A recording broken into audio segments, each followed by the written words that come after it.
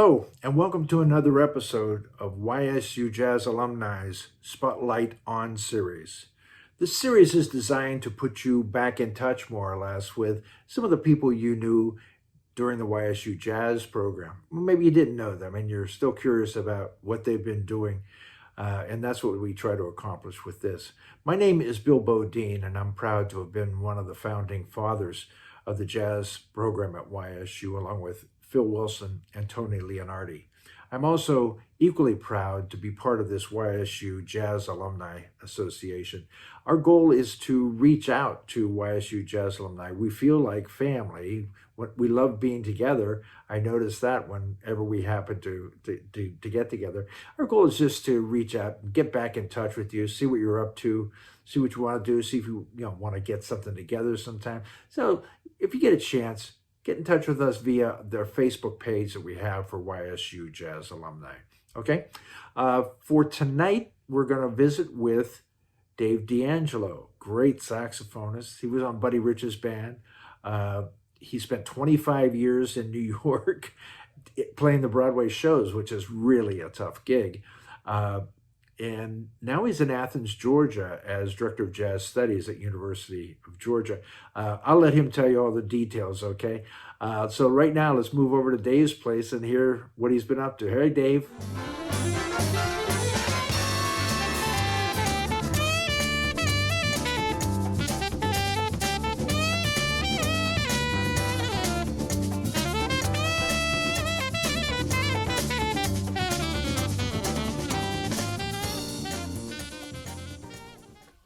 Hello, I'm Dave D'Angelo, and it's an honor to be asked to speak about my experiences at Youngstown State University, the Dana School of Music. Thank you so much, Bill Bodine, for inviting me to do this. I just wanted to share with you my experiences while I was at Youngstown State University and my career path since I graduated there many years ago. First off, I was born in Newcastle, Pennsylvania, grew up there in a family that was really into music. I have an older brother, Lou D'Angelo, is a trumpet player. Our father was a musician in his younger years, and he traveled all over the country during the big band era. So we got to start at a very early age listening to all the masters. I started off on clarinet, went through the whole system, and the environment there was really, everybody was really into music. Music, baseball, and the Pittsburgh Steelers football. Not to mention all the great food in the area. Went through Newcastle High School, had some great teachers along the way, Mr. Giovanelli in junior high school and Michael Ferraro, high school band director. Great for training us for the next step that we had to take. So I always knew I was going to be going to Youngstown State University and Dana because of the rich tradition that they had. They had a great faculty there. I graduated from high school in 1971, auditioned as a clarinet major, and I was studying with Joe Edwards, and at the same time I was always playing the saxophone, to alto saxophone. But I was looking at it as the saxophone was my jazz outlet and the clarinet was the foundational instrument, the classical outlet. So I had wonderful teachers there at Youngstown. Joe Edwards, what a mentor. I mean, he really had a way about him. Tony Leonardi, the director of the Jazz Ensemble program, Mr. Fleming, Bob Fleming, Wind Ensemble, Mr. Slocum, Bill Slocum, the orchestra director. And even though each one of these teachers had their own way, their own technique, they all had a similar common thread. It's just they were real taskmasters. They really pushed us. They prepared us as if every ensemble and every situation that we were in was a professional ensemble. It was a professional situation, so we had to conduct ourselves accordingly. So we couldn't think about going in ill-prepared for a rehearsal or for a concert or for a lesson. I mean, it was just unheard of. You were really pushed. So during my time at Youngstown, I was also breaking into the area, just playing gigs and doing some private teaching and stuff. And at that time, between Western Pennsylvania and Eastern Ohio, there was so much live music going on. all styles that you can possibly imagine. So there was a lot of opportunity for young upcoming musicians like ourselves to go out and play and learn tunes, whether they were jazz gigs or restaurant style jazz gigs or rock bands or an orchestra situation, whatever. The opportunities were there. It was a rich environment. It was great. I graduated from Youngstown in 1976. And 1 year prior to that, I made my first trip to New York City with Dave LaLama. And I'm sure he remembers this. It was when we were moving his brother, Ralph, to New York. Ralph was moving to Queens. And I remember riding in the van with Dave LaLama, crossing the GW Bridge, going into the city.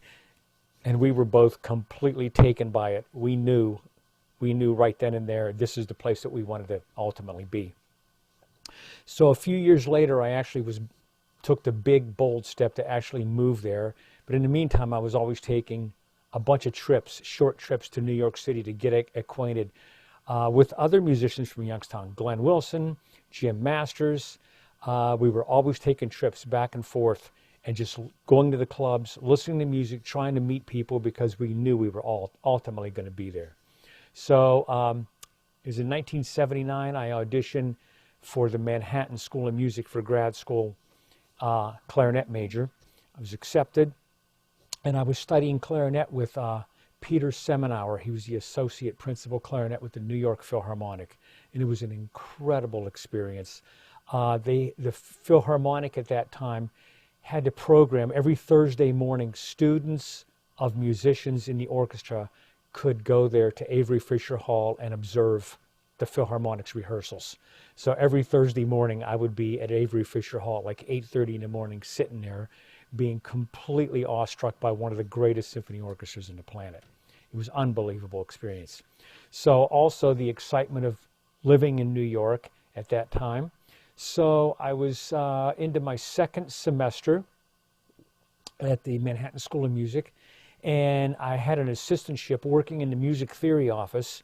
And I remember one day Glenn Wilson, who was living in the Upper West Side, comes to the school and comes into my office while I was photocopying tests or something.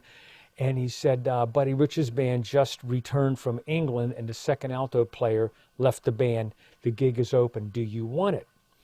And prior to this, we had met the lead alto player, Andy Fusco, who still is a very dear friend to this day. Andy had passed through Youngstown with a lounge jazz group called Critics' Choice with Glenn Drews on trumpet and Pete Procopio, the drummer. And this is back in 72 or 73. So I had met Andy, who was now playing lead alto. So when Glenn asked me this was on a Tuesday morning, it took me about 1 minute to think, well, school is always going to be here, but I may never be asked this question again. Sure. So in that one day, I withdrew from my grad assistantship program. I withdrew from all of my classes at the university, at Manhattan School of Music. I found Peter Semenauer, my clarinet professor, and told him the news, and he congratulated me, and he says, just be careful out there. It's going to be a great experience. 2 days later, I was on a plane to Los Angeles. So little did I know that was going to be the start of a 2-year adventure working with Buddy Rich and the band, and how many doors this was going to be opening. But I got in the band, and we were staying at the Hollywood Roosevelt Hotel, and we were getting ready to do a week at Disneyland. And Andy Fusco gives me the book to learn, and the book was about yay thick, had like 300 plus tunes in it. Fortunately, I had seen Buddy's band a lot growing up. You know, they would pass through the Youngstown area all the time, and I had heard all the records, so I was very familiar with the music. But still, I was in the hotel room every day, all day, shedding the music, trying to be as prepared as possible. So in the midst of this 2-year time frame, went to Japan, went to England, toured all over the States. We did numerous TV shows. It was an incredible experience, and there are members from that band that I am still dear friends with to this day, and it has opened up so many doors for me. But it was because of the training that I had from people like Joe Edwards and Tony Leonardi and Bob Fleming and Bill Slocum, those people prepared me for that situation, that pressure cooker situation. And I was confident, scared to death, but at the same time, I felt, I think I can do this. I know I can do this. So after those 2 years, let me see, I went on a national tour of a Broadway show, Annie, and I did that for 6 months. And lo and behold, this is where I met my future wife. Didn't know it at the time, but 30 years now. Anyhow, so that was a national tour, and the schedule was completely different. There were no one-nighters. We would be in a city for, a week at a time, sometimes longer, and it was a whole different lifestyle. But I was playing clarinet, saxophone, flute, piccolo, and bari sax. So ultimately, through this whole thing as a woodwind player, I was developing and building up the skill set to be a woodwind doubler. I was doing everything except the double reeds. No oboe, no bassoon, but everything else in the clarinet, flute, and saxophone family. So I did that for about 6 months. And after that, I went back to New York and just freelancing. And I was doing everything imaginable, which is kind of the beauty of being in a place like New York. There are so many musicians, so many wonderful musicians, and a lot of opportunities that you would never even expect playing all styles of music. So I was trying to be a jazz guy, and trying to focus all of my attention around that. But at the same time, trying to get other work to pay the rent, I was doing a little bit of teaching and doing big band gigs. I did a lot of Latin jazz bands, salsa bands, which was big fun. And at that time, there were a lot of those bands in the city, horn bands, like 3-horn salsa bands, and great fun, great charts. I loved it. Let me see here. During the 90s, got married in 1990. My wife was pursuing a professional career as a chiropractor, so we moved to Atlanta, Georgia for 3 years for her to finish her studies there. And while in Atlanta, I was freelancing there, and I was doing a lot of teaching. I was starting band programs in these private schools, elementary schools, like 4th grade through 8th grade. So instituting a lot of teaching things and playing at night. After that, we moved back to New York, bought a house, lived in New Jersey, and for all the remaining years that I was there, I started diving into Broadway. So that was keeping me really busy, clarinet, flute, saxophones, and I decided I was going to do this full steam ahead. I was going to make myself available, and I was available as a sub. I was everybody's sub. I never got called by a contractor for my own show, even though I worked for all the contractors, which was fine because it kind of had a way of breaking up the monotony. In addition to that, I was always teaching. I taught clarinet and saxophone at Wagner College for a number of years on Staten Island, and I was teaching at the Horace Mann School, a private school in the Bronx. And in addition to that, some other teaching opportunities. Had my own business as a private teacher, and I worked for another company out in Long Island that serviced parochial schools with band programs, 4th grade through 8th grade. And I learned so much working with that institution. It was an unbelievable experience. Some skills there for teaching that I still use to this day. But anyhow, busy, very busy, burning it at both ends, teaching all day, playing gigs at night. And it was a situation where it seemed like the hardest part of my day would always come at the end of my day, playing the Broadway show. And I would have to say the most challenging and pressure situations that I've ever had as a professional musician is in the Broadway pits, because there's such a small margin for error, and the conductors, they just don't tolerate much. So when you learn the book, when you learn the material, you really, really have to be prepared for that. And once you do establish yourself in that world, there's this, it's a comfortable living that one can make from that. But, the nerves and everything that go along with it. Let me see, during this whole time period, there was a number of other things. I would always come up for air from the Broadway pit orchestras whenever possible, to do a jazz gig, to do any other kind of a gig, just to stay fresh and stay focused on other kinds of music. And I had a really unique opportunity to be in a movie. It's called The Cradle Will Rock. You can still find it. It's out there. Written and directed by Tim Robbins. So I got called for it. I had never done anything like this before. So of course I agreed to it. And it was 16 consecutive days of an unreal experience, showing up to hair and makeup at 5:30 in the morning and being on set, waiting for your call for like 16-hour days. It was unreal. But anyhow, it was about the Federal Theater League during the Depression era, 1937. And I was a member of the orchestra in this Federal Theater League. So there were about 12 of us. So it was unbelievable. So we got to spend some time with Tim Robbins and all the people involved. And there were some great actors, some name actors in this show, in this movie. And I've always been a fan of movies, but just being there, witnessing the whole process of what they go through gave me a whole new appreciation for the acting profession. Just seeing how many takes they would have to do to get a 3-minute scene. A 3-minute scene could take 14 hours to make it. They would do 12 takes without filming. Then they would do another 12 takes with the camera rolling, and then they would choose and decide which. And each one of those takes, the actors would have the same level of intensity. So we were, as the musicians, were kind of awestruck by that whole thing and the work and the dedication that had to go into it. Let me see, continued that up until 2005. We decided a change of pace was necessary. My wife had some career opportunities, and we moved down to Athens, Georgia, and I started freelancing here. And even when we moved down here, I was still keeping in touch with people in New York, and I was doing a lot of touring. I'd be going on tours of national tours of Broadway shows, some big band gigs. So I wasn't always here. This was my residence, but I wasn't always here. And about 9 years ago, a position opened up here at the University of Georgia for the Director of Jazz Studies.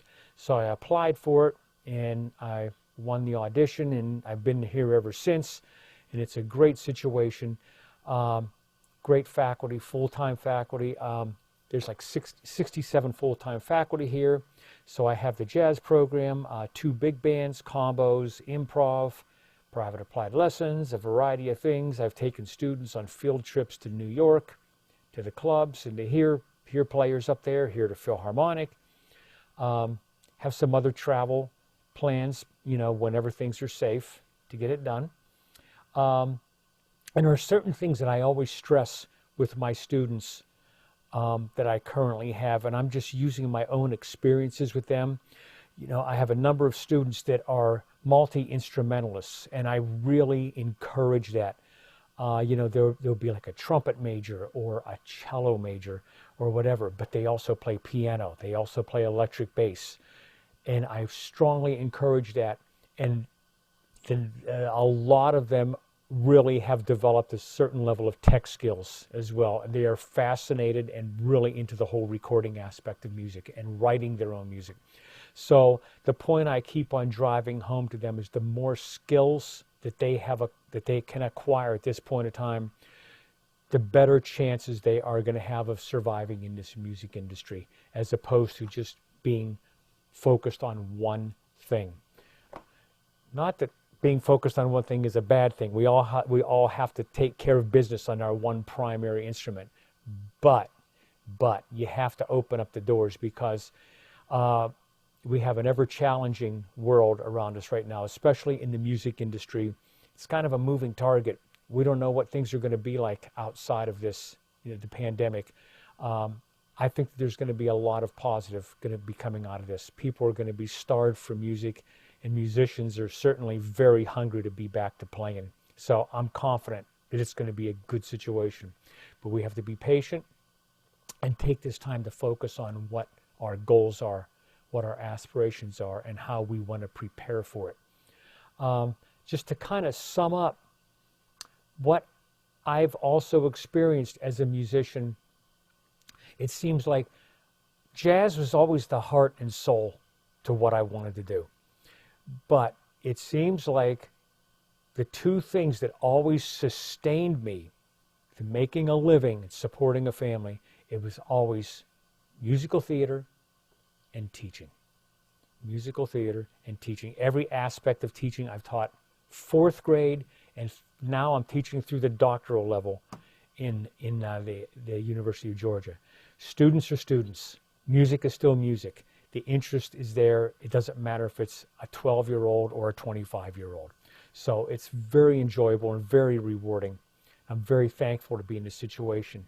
But musical theater, the challenges that posed, and it was always there. It was always there. And I knew I could always rely on that while I was taking time off to play something else, to pursue other musical interests, to stay fresh and to pursue my other aspirations.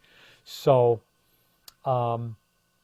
those are my words of advice, my suggestions. Do with them what you choose, but keep playing, keep practicing, keep studying, and be good to other people. Treat other people the same way that you wish to be treated. And thank you once again, Bill Bodine, for this opportunity to speak. And I'm really looking forward to being involved with the Alumni Association, with the Dana School of Music, and Youngstown State University in any way possible. Thank you so much. Have a good day.